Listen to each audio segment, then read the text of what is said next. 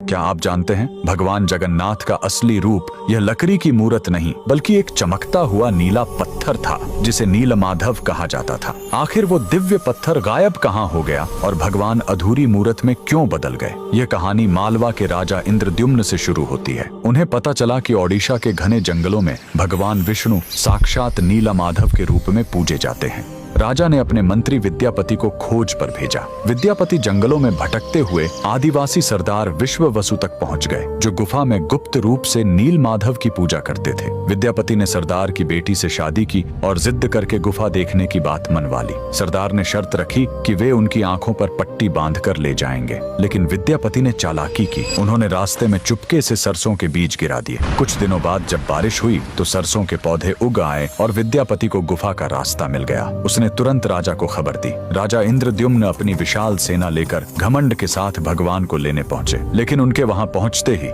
नीलमाधव की मूर्ति हमेशा के लिए गायब हो गई। भगवान अपने भक्त विश्ववसु के साथ हुए धोखे और राजा के घमंड से नाराज थे। राजा ने रोकर माफी मांगी और अन्न जल त्याग दिया।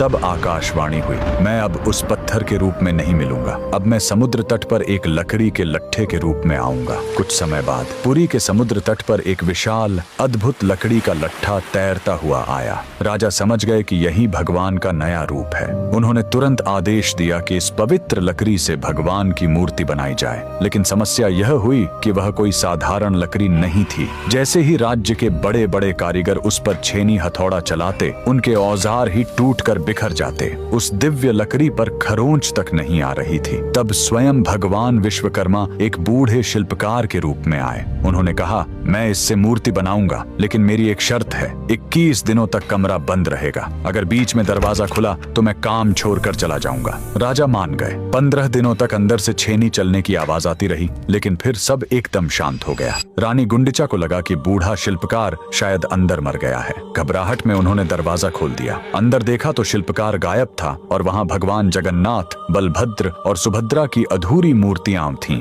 राजा बहुत दुखी हुए, लेकिन तभी भगवान ने संकेत दिया कि वे इसी अधूरे रूप में रहकर भक्तों को दर्शन देना चाहते हैं। यही कारण है कि आज भी हम भगवान के उस अधूरे लेकिन सबसे प्यारे रूप की पूजा करते हैं। कमेंट्स में जय जगन्नाथ जरूर लिखें।